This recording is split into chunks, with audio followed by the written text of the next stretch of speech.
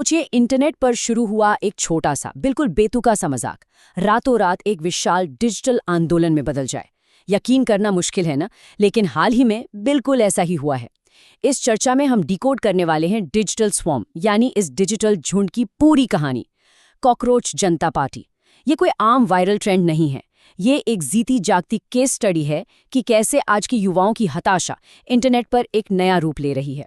चलिए सीधे इस कहानी में गोता लगाते हैं। तो ये सब शुरू कैसे हुआ? एक टिप्पणी से। सुप्रीम कोर्ट की एक सुनवाई के दौरान कथित तौर पर एक बात कही गई, हमारे देश में युवा कॉकरोच हैं जो media, social media, RTI activist बन जाते हैं और सिस्टम पर वार कर देते हैं। बस यही वो चिंगारी थी। अब आप ही सोचिए, जो युवा पहले से ही नौकरी की कमी और सिस्टम से निराश हैं, उनके लिए इस शब्द का इस्तेमाल, इसने तो जले पर नमक का काम किया। और इसका नतीजा, इंटरनेट पर एकदम से भूचाल आ गया। और ये तूफान कितनी तेजी से बढ़ा, ये सच में हैरान करने वाला है। देखिए, पहले दिन ये टिप्पणी आती है, दूसरे दिन अमेरिका में बैठे एक पब्लिक रिलेशंस ग्रेजुएट अभिजीत दीप के बस मजाक में एक ट्वीट करते हैं, और फिर वो आइडिया आग की तरह फैल जाता है। चौथे दिन तक ये नई नवेली कॉकरोच जनता पार्टी यानी सीजेपी 8 मिलियन फॉलोअर्स का आंकड़ा पार कर लेती है, और पांचवें दिन इंस्टाग्राम पर 15 मिलियन फॉलोअर्स, बिल्कुल एक डिजिटल सुनामी की तरह। जरा एक सेकंड रुककर इस नंबर के बारे में सोचिए। 15 मिलियन यानी 1.5 करोड़ लोग। ये सिर्फ एक नंबर नहीं है, ये अपने आप में एक बहुत बड़ा मैसेज है। बिना किसी प्लानिंग के, बिना किसी बजट के, सिर्फ एक जज्बात के दम पर इतने लोगों का एक साथ आ जाना कोई छोटी बात नहीं है। इस व्यंग्यात्मक पार्टी ने चंद दिनों में ही देश की सबसे बड़ी बड़ी राष्ट्रीय पार्टियों के सोशल मीडिया नंबर्स को पीछे छोड़ दिया। अनबिलीवेबल है ना? लेकिन भाई, हर एक्शन का एक रिएक्शन तो होता ही है। सिस्टम ने भी तुरंत पलटवार किया। सीजेपी का ट्विटर हैंडल अचानक सस्पेंड कर दिया गया और अकाउंट्स को डिलीट करने की कोशिशें शुरू हो गई।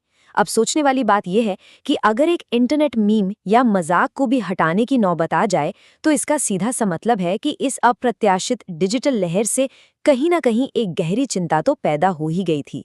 तो अब आते हैं हमारे अगले हिस्से पर, गुस्से की जड़ें। आखिर एक मजाक आंदोलन बना कैसे?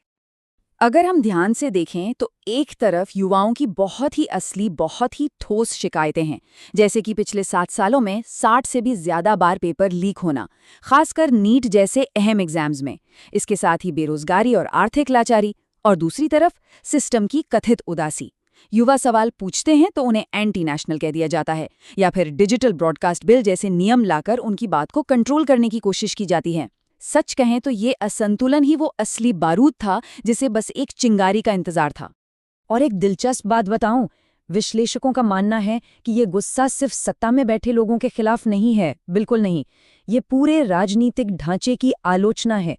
ये विपक्ष के लिए भी एक बहुत बड़ा तमाचा है, जो इस युवा आक्रोश को समझने या उसे एक दिशा देने में पूरी तरह नाकाम रहा। जब मुख्यधारा की कोई भी पार्टी इन युवाओं की आवाज नहीं बन पाई, तो उन्होंने खुद ही अपना एक डिजिटल रास्ता बना लिया। आगे बढ़ते हैं हमारे अगले सेक्शन की तरफ, एक चेहरा विहीन डिजिटल ब्लूप्रिंट, यानी सिस्टम के सामने टिके रहना। इस आंदोलन के सर्वाइवल की स्ट्रैटेजी काफी अनोखी थी। इन्होंने एक विकेंद्रीकृत मोज़ेक सिस्टम अपनाया। अब ये क्या है, इसे समझने के लिए ईरान के उस मॉडल को देखिए, जहां अलग-अलग प्रांतों को स्वायत्तता दी गई थी, ताकि अगर मेन लीडरशिप खत्म भी हो जाए तो भी प्रतिरोध चलता रहे। सीजेपी ने भी बिल्कुल यही किया। कोई एक लीडर नहीं, कोई एक चेहरा नहीं। जैसे ही मेन अकाउंट बैन हुआ, अलग-अलग राज्यों से नए-नए हैंडल पनपने लगे। एक अकाउंट को डिलीट करना तो आसान है, लेकिन इस तरह की एक विकेंद्रीकृत सोच को कैसे मिटाएंगे? और हाँ, ये मत सोचिएगा कि ये सिर्फ गालियां या भड़ास निकालने का मंच था। बिल्कुल नहीं। इस तथाकथित मजाकिया पार्टी ने बकायदा अपना एक 5 सूत्रीय घोषणा पत्र तक जारी कर दिया। इसमें सीजेआई के रिटायरमेंट के बाद कोई पद न लेने, दल बदलू नेताओं पर 20 साल का बैन लगाने, महिलाओं के लिए 50% आरक्षण और पेपर लीक पर सीधी जवाबदेही जैसी मांगें शामिल थीं। अब ये मांगें कितनी प्रैक्टिकल हैं वो अलग बात है, लेकिन इन्होंने ये साफ कर दिया कि ये युवा सिस्टम से असल में कैसा बदलाव चाहते हैं। इनकी वेबसाइट पर एक लाइन लिखी है जो इनका पूरा मकसद साफ कर देती है। हम यहाँ जोर से, बार बार, लिखित में ये पूछने आए हैं कि पैसा कहाँ गया। सीधे शब्दों में कहें तो ये लोग टैक्स पेयर्स के पैसे का हिसाब और बेसिक लोकतांत्रिक जवाबदेही मांग रहे हैं। आज के इस दौर में जब सरकार से सीधे सवाल करना थोड़ा मुश्किल होता जा रहा है, इस डिजिटल झुंड ने अपनी बात रखने का एक बहुत ही सेफ और सामूहिक तरीका खोज लिया है। चलिए अब बात करते हैं इसके सबसे अहम पहलू की, डिजिटल सत्याग्रह की चेतावनी, भड़ास निकालना बनाम हिंसा। अभी जो हम देख रहे हैं ना, उसे आप एक डिजिटल सत्याग्रह कह सकते हैं। लोग शांति से अपना विरोध जता रहे हैं, ऑनलाइन अपनी भड़ास निकाल रहे हैं, रिपोर्ट कार्ड शेयर कर रहे हैं। अब इसकी तुलना जरा हिंसक अशांति से कीजिए जो हमने हाल ही में नेपाल, बांग्लादेश या श्रीलंका जैसे पड़ोसी देशों में देखी। वहां हताश युवा सड़कों पर आ गए और हिंसक झड़पें हुईं। तो कई एक्सपर्ट्स का मानना है कि ये जो डिजिटल सत्याग्रह है, ये दरअसल एक सेफ्टी वॉल्व की तरह काम कर रहा है, जो उस हिंसक अशांति को रोक कर रखे हुए है। लेकिन क्या होगा अगर इस सेफ्टी वाल्व को ही बंद कर दिया जाए?